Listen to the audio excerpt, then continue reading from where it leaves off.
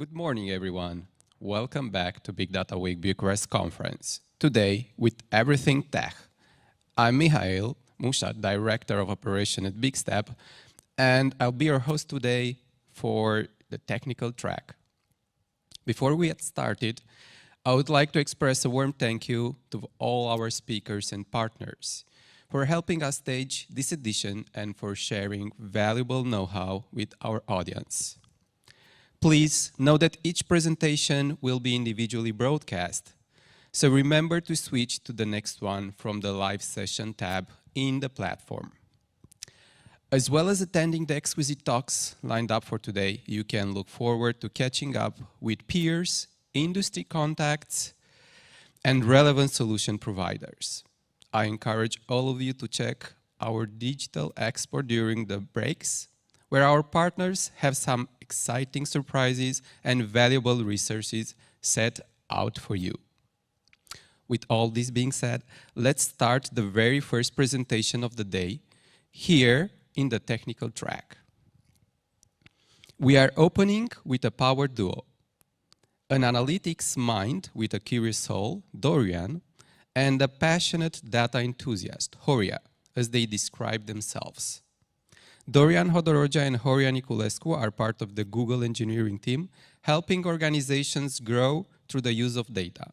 During their session, they will dive into the needs, the issues, and beauty of having a geographic information system, GIS, in big data projects, and how the mapping use cases are getting implemented in projects around the globe, making both worlds meet and create a more fruitful context for data exploration. Thank you for joining us, gentlemen, and you have the stage. Yes, thank you very much for that. Welcome to 2021, everyone. This is the pandemic. Thanks for that. We had this little hiccup right now. First of all, thank you for inviting us. Thanks everyone for joining us. I was sharing a coffee with you. For anyone that did not have a coffee yet, let's enjoy it together. Now, I was talking with Dorian about, I will also share the presentation. I was talking with Dorian about what we could share and that would bring value to everyone here in the big data world. We have a lot of tracks regarding big data, regarding AI, but then again, we felt that there is a topic that is not covered in depth so far, and that's geolocation data. We've seen that this topic is growing a lot, and not only that, but it also helps us tackle some challenges when it comes to the environment, to sustainability, and to driving Google's mission. If you're able to see right now the presentation, then I will go through the slides. And so you've already met us, both me and Dorian. Dorian, if you'd like to share a few words. Yeah, just before, I think you need to share a bit this presentation so it looks better. Definitely, we're talking about the big data, and big data means a lot of things to everyone. And what I think is very important for us to understand is that big data also puts together this new data that comes from a lot of sensors, images, videos, and so on. And the problem is how you put it in context, how you make the best of it. And definitely there are a lot of topics to address right now. So we, let's say, picked a very small area of this, a small area in terms of words, but in terms of data, it's huge. And also we try to put a sense of it and how we can actually make it work. So yeah, let's get started now that you can actually see the screen. Okay, cool. So let's see a bit our agenda, what we propose to go through today. First is Google mission. It's good to put things in context, in perspective. So we'll talk about that. Then we'll cover a bit how we're building engines, and then how we put together engines and we're building platforms for developers and for casual users alike. And then we will run like 3 quick deep dives on the major products that use geolocation data, like BigQuery, Earth Engine, and Vertex AI. Now, let's see this bold mission that Google has. And this is really a bold one, I would say. So the mission is to organize the world information, and that's a challenge. But if you just organize it, that's nothing. So you also need to make it universally accessible. And that's even not sufficient enough, because if you have the data, you need to do something useful with it. So in a nutshell, that's Google mission. And that's great, but how can we achieve that? Again, this is bold, right? It's the world information. And when we talk about world, well, we talk about the entire world. That's 7.8 billion people, all continents, the entire globe. So when we're talking about this, we need to take a step back and look at what Google actually puts on the table, and that's a handful of products with more than 1 billion users per month. Just think of Gmail, YouTube, ads, Google Drive, and serving these kind of volumes actually pushes us to have these kind of bold missions. That's great. So we're organizing, we're making it accessible, and we're trying to make it useful. But then again, what about us? How are we going to change the environment?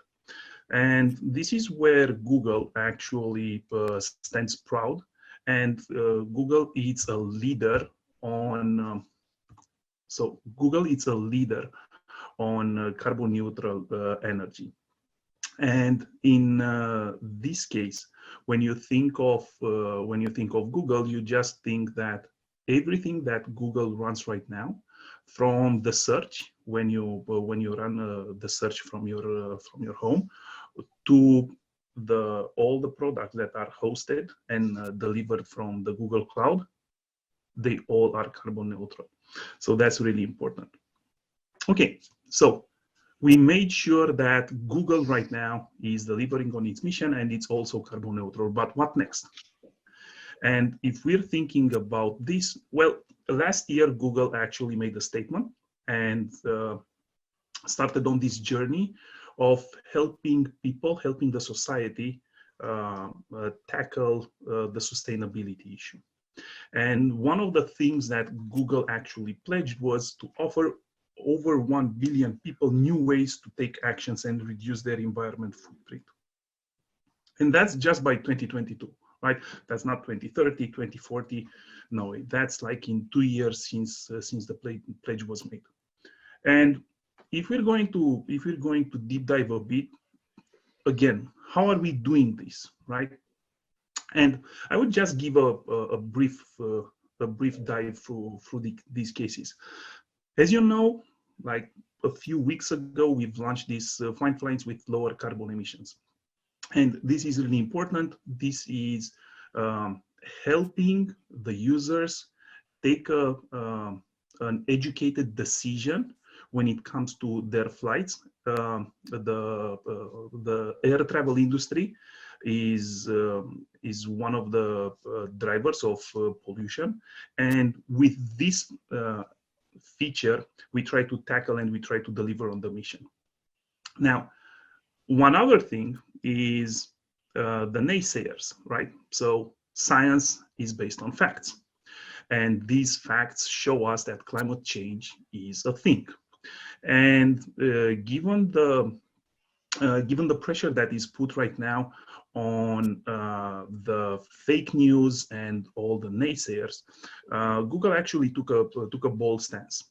And in this case, based on Google Ads, we won't monetize any content that is debating climate change when it's not fact supported. Again, this is a bold move from a big company. But then again, all these are for awareness. Now, how would we be impacted directly, and how we would reduce our footprint, carbon footprint? Well, in various services like Google Maps, we've also added new features to reduce the carbon footprint. And in this case, based on multiple routes that are calculated by our AI engines, the first recommended route would be the lowest carbon footprint. Now, if you take all these into consideration, you'd see a common denominator, and that's actually geolocation data. How can we predict a flight's carbon footprint given given the geographical points that it's using? How can we predict the carbon footprint of a route on Google Maps? And this is what we will be deep diving in today. How are we putting this kind of technology in the hands of people, users, and society? So let's see the impact right now. What I would like to do is travel a bit through time and see, is this the right way? Is climate change actually a thing? And recently, like 2 months ago, we've released a new feature for Google Earth, which actually allows you to time lapse.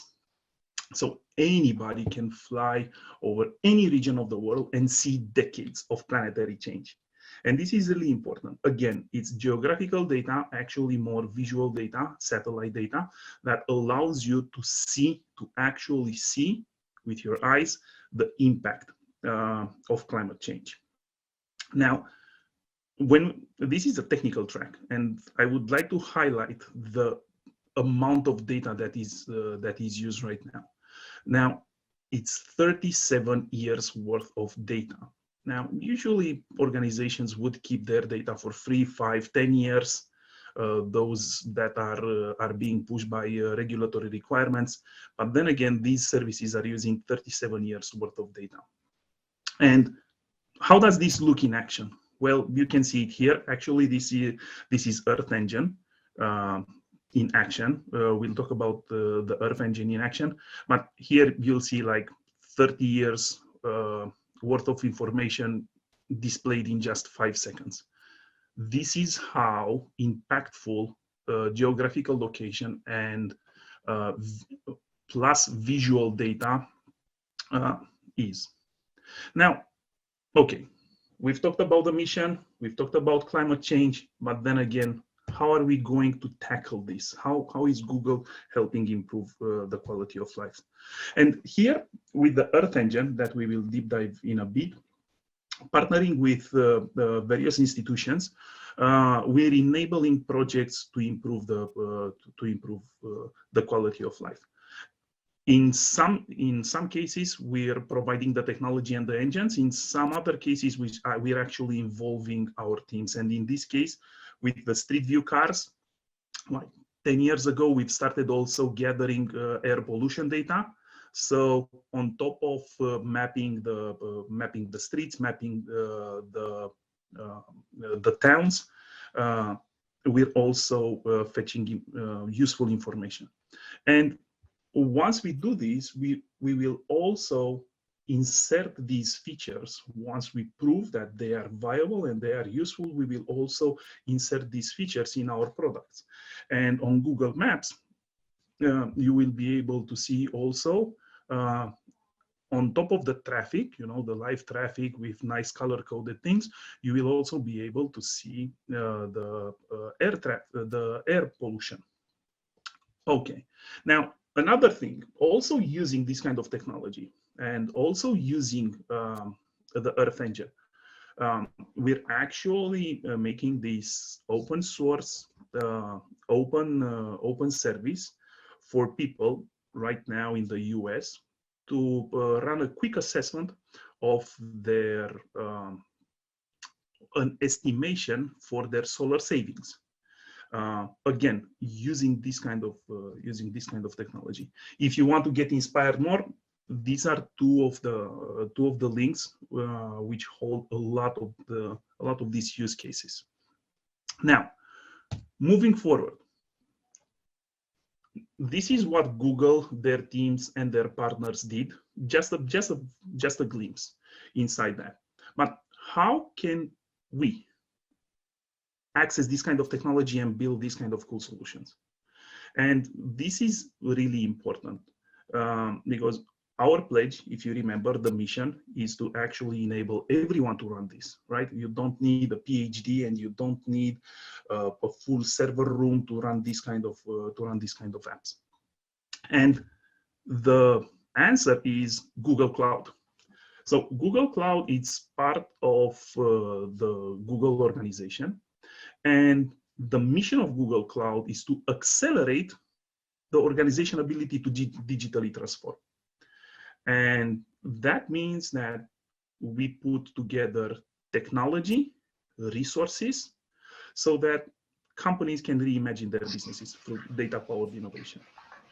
Now, how are we actually doing this, right? How can an average user be able to use these kind of tools to build, like solar maps to improve the solar efficiency and to build like pollution maps to tackle a city's problems? And here we will deep dive into engines and platforms, and I will give the mic to Dorian. So you made a very good point. So the question is how we use technologies to reinvent the business. And this is where we start actually getting and putting together the building blocks. So if we start with everything that's put together, we think about engines. And here you've heard about Earth Engine. We will dig a little bit deeper in a few seconds to it. Then we also know about a lot of other, let's say, engines or technologies that Google is offering, but which are, let's say, the actual building blocks of it. So I think an engine is actually providing you a service which is defined by rules, protocols, and how it runs. And on top, it needs to be as accessible and as standardized as open, because this is what Google believes in. Openness and innovation is the key of its business. So through industry standards API, that very important should interact with one another. And on top, there should be SDKs as well as specific clients and libraries that should meet the needs of each and every specific engine. Now, going further, we need to go and look forward into other things such as Google Maps and BigQuery. Now, if you think about it, and people who know a little bit about BigQuery, because I know that everyone knows about Google Maps and that you're using it. Let's say there's a big difference between these two. One is very, let's say, technically SQL driven. The other one is very visual, drag and drop, user interactive. However, the building blocks behind are the same. There are specific engines that cover a specific business. And the more we go forward, we see the services and APIs that should be built in order to serve one another.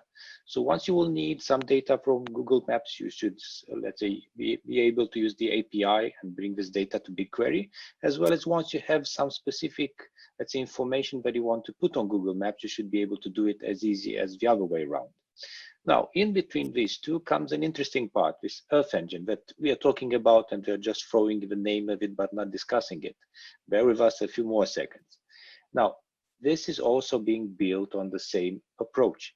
Why? Because you need some data from all this imaging, all these solar panels, how to improve this business, as well as air pollution, where you should be putting together new businesses for some specific areas to cover this and so on.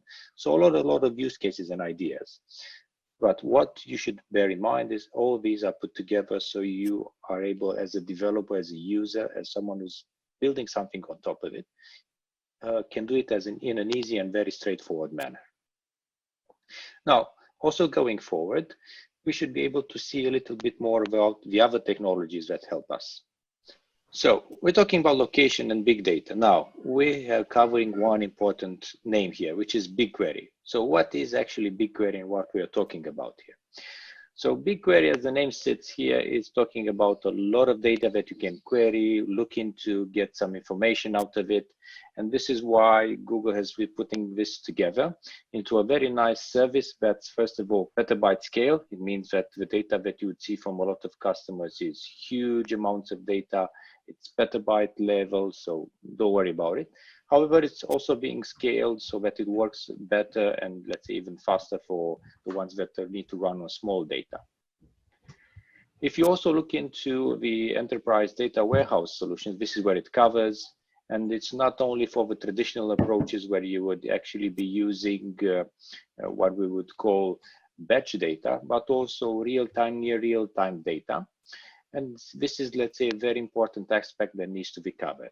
On top of it, it also has very specific technologies built for very fast machine learning.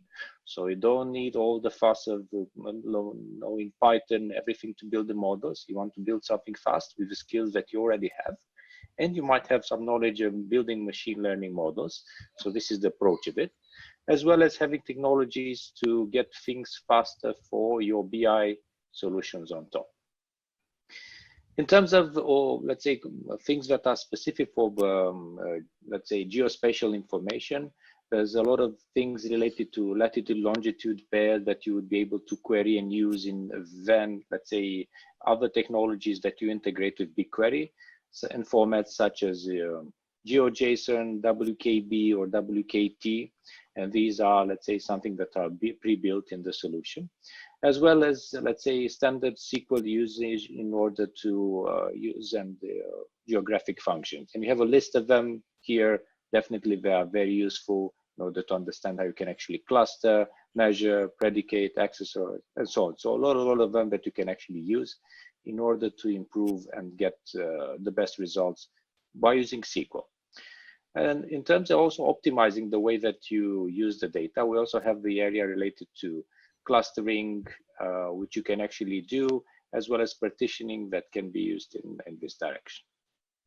How, let's say, the results would look like. So if you're looking at the data studio, which sits on top of BigQuery, this is something that you would be able to put together quite easily by using a Google Maps-based visualization with data that comes from BigQuery. And this is very fast and nicely built. Now, how we actually use BigQuery this in a few seconds. This is where someone is actually selecting the data. We'll see in a few seconds where it actually put the SQL. It's writing the project, then it's putting the SQL, it's a select, then the let's say the attributes that you need, latitude, longitude, remember about WKT, other attributes, and how to put them all together on a map. Now, you have all the points, 360 something. You need to put them. You need some parameters, how you want to show them, if they are bubbles, if they are opaque, different colors, sizing, and so on, different things that you do. And you're actually able to see all the information very fast in, let's say, a very friendly manner by using only the SQL knowledge that you have, nothing, let's say, very fancy on top. When you talk about other use cases that you can put together on, let's say, BigQuery and how to use this geodata, there's a full list here of ideas that we have and are implemented or already being implemented by some users. So from sales channel optimization, marketing analysis by trading areas, migration of customers, traffic analysis, industrial IoT in order to see where the glitches, issues, in order to understand the supply, as well as in areas such as public and agriculture, when you're thinking about forecasting of different things, yield optimization, as well as environment, air quality data, and so on. So huge amount of, let's say, solutions that you are able to build on top of data that's already there. Now, we've been putting a lot of pressure on this kind of data. Now, let's talk about location and big data. Horia. Yeah, sure. So hopefully just give me a thumbs up if you're able to hear me. That's great. Perfect. Thanks. I had a hiccup with my Wi-Fi. Now, when it comes to Earth Engine, we've already seen that with BigQuery, we can ingest the data somewhere in a database, play with some SQL, and bam, that's it. We're able to visualize it. We're able to communicate better the story, and we're able to better understand, right? We better understand when we can visualize the impact of our business or the impact of our project. Now, when it comes to Earth Engine, we will see how things evolve. Like we've had Data Studio and we've had BigQuery GeoVis, and let's see how we work with Earth Engine. So, what is Earth Engine? Well, it's a platform. Again, we were talking about an engine that has those abstraction layers on top of it that will make the interactions with it way easier. And this is what Earth Engine is. Right? It's a pentascale analysis of satellite imagery. When it comes to how we can interact with Earth Engine, again, we're trying to make it as simple as possible for the user. So of course you need to visualize the map, and then you'd have most of the features that you'd require in a UI. And that means, of course, writing the code, playing with the source data, and playing with the parameters. But then again, Earth Engine is not particularly built for visualizing data and doing ad hoc analysis, but actually for building apps and building on top of it solutions that will help your projects. And if we're going even further, we will see that Earth Engine actually has a data catalog. And here, not to be confused with the data catalog from the Google Cloud Platform, which is actually cataloging your data through different sources, but this is an actual catalog where you can select additional data. And from climate and weather imagery and geospatial, you will be able to drill down into subcategories like surface temperature, climate, as you see there, or in case you're running some agricultural projects, then you'd have cropland and land cover, etc. So first of all, this is one of the big differences between Earth Engine and the other solutions. The end result might look the same, a map with data distributed on top of it with different layers. But then again, it's the accessibility of data, is this data catalog, and the possibility to embed it into other applications, and of course, the engine itself. Now, how is this engine used, actually? And then again, we have some case studies, right? It's used for malaria risk mapping, and then again for global forest watch. And there are a lot of other use cases like the map of life, where you can track down the endangered species across the globe, and you can check every region. So these applications and these case studies are built with our partners. Until a few days ago, Earth Engine was mainly accessible for NGOs, non-profit organizations, and government agencies. Now, and of course, case studies like universities, student cases, and etc. But yesterday, during Google Next, we've actually made the announcement that right now, Google Earth Engine is available for commercial use. And this is also why we're showing it right now. And if we're going to the next slide, we can see how various organizations actually used and are using Earth Engine to deliver on their mission and on their commercial success.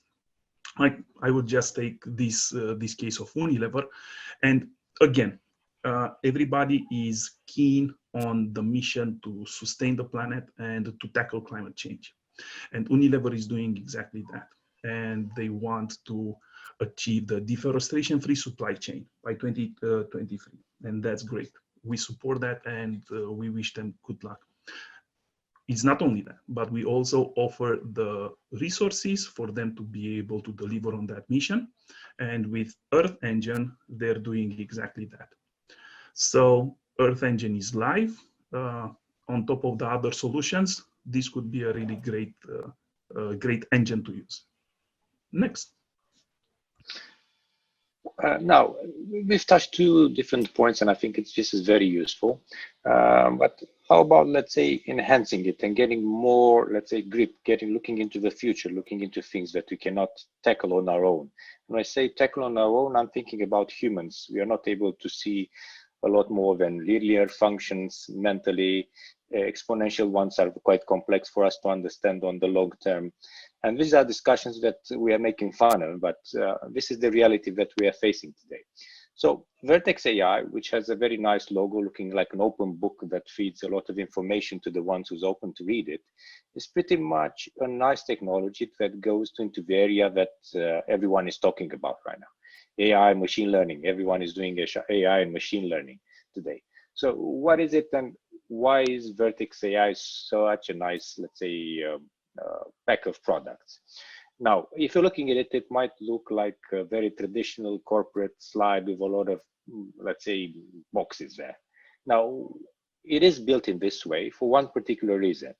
It is Lego structured. What it means that you have specific applications that you can put together, linking video, vision, conversation, language for all this unstructured data, as well as for structured data. So it meets all the types of data that you have, and you put together the building blocks that you need. Behind it, there are a lot of interesting technologies. So if you're looking into building your own machine learning model or using something that's already there and enhancing it, or pretty much saying, tuning it to your data, it's already there. So we're thinking about AutoML or TensorFlow extended, and so these are building blocks there. However, these are not sufficient. You need a lot of things and a lot of pressure related to modeling your monitor. Is this the best option? And then deploying it into production. How am I going to cover the end-to-end MLOps, as well as training, explaining, and this is one important aspect that I don't want to jump very fast. Explainable AI. This is what we face today as a big issue. We cannot actually understand the models that we build to the extent so that we can actually explain it to the deepest, let's say, feature to someone who's not building it. So this is where explainable AI comes in. So we do not come up with biases.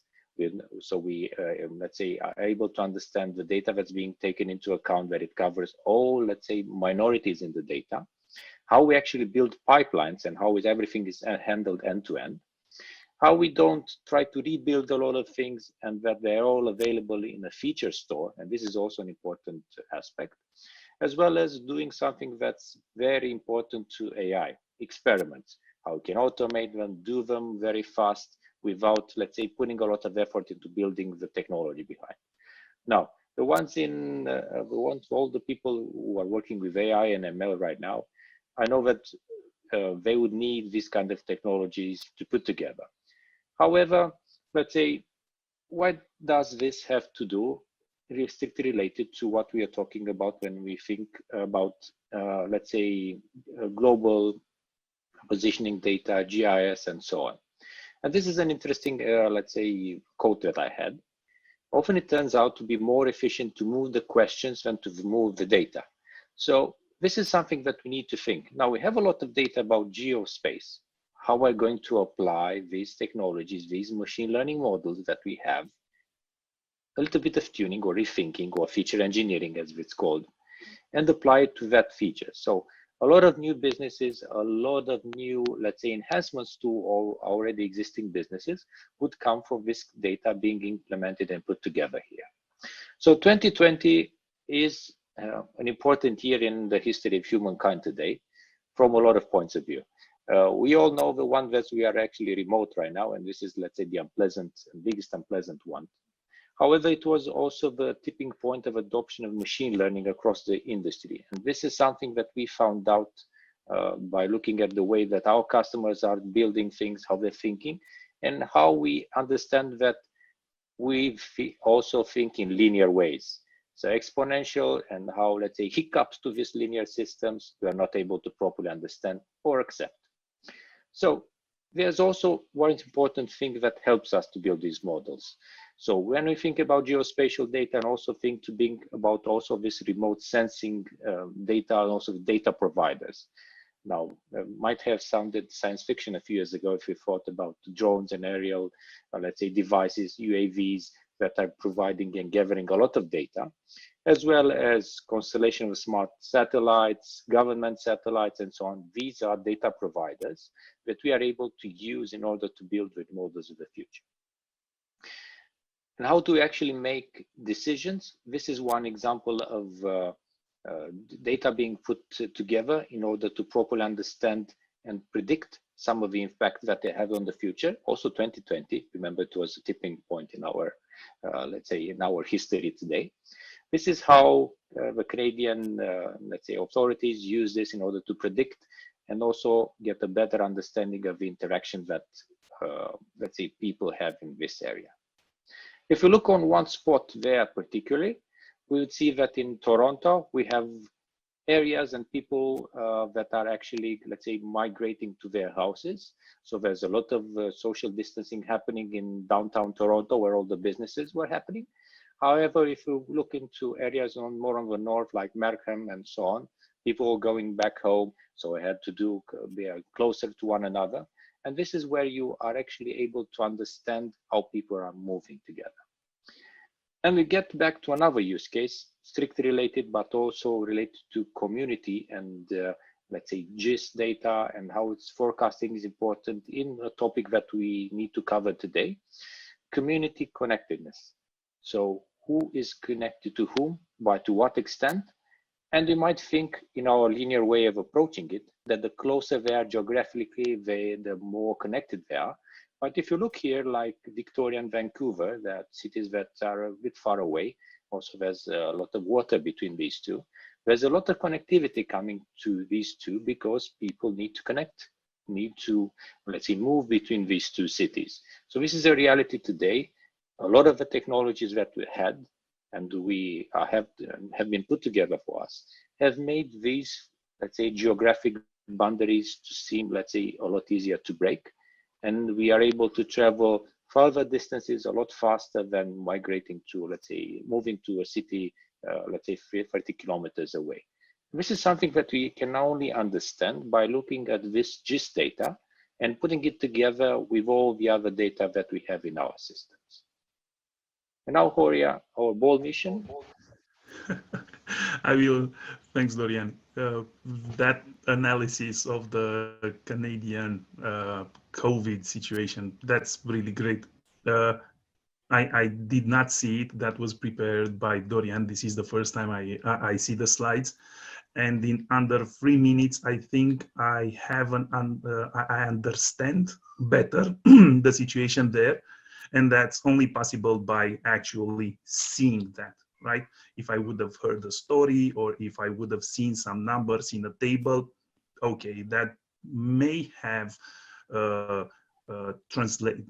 may have sent the information to me. But then again, just seeing it, that's it. Now, the bold mission. Coming back to how we started. That's the Google mission. If we click next, we'll stay on the next slide. And that's the mission: organize the world information and make it universally accessible and useful. Now, we've showcased some cases of how we can use the data, but then again, let's just do a quick recap and see what this is all about. First, everybody has their own data. Every organization, NGO, every project has its own data. Then you need to distribute this data across a canvas, a map, and you can do this with BigQuery. Just import your data. BigQuery has the native formats for handling the geographical data. It also has functions and clustering and partitioning support. Then again, you can use various tools for actually visualizing the data. We've showcased the GeoVis. And if you need a way more powerful engine, and if you need to acquire more data, more geographical data, then you have the Earth engine that actually has the big guns when it comes to this kind of projects. And then if you really need something custom built on top of this kind of GIS data, then just take a step back, look at Vertex AI, and there you will have a lot of resources to build custom solutions for your projects. And this is how Google is trying to deliver on its message. And if you ask me, it really does, and that's a great thing. If we have time for questions, that would be great. Dacă, if we if we don't have questions, given our setup right now being remote and stuff, then reach out. We're a big community, and let's keep in touch and solve these kind of issues, projects, and challenges together. Thanks a lot for joining us. Thank you for taking your time today. It was a great pleasure to have you here. And hopefully we can discuss all these topics also separately once you have something or questions. We're glad to help you.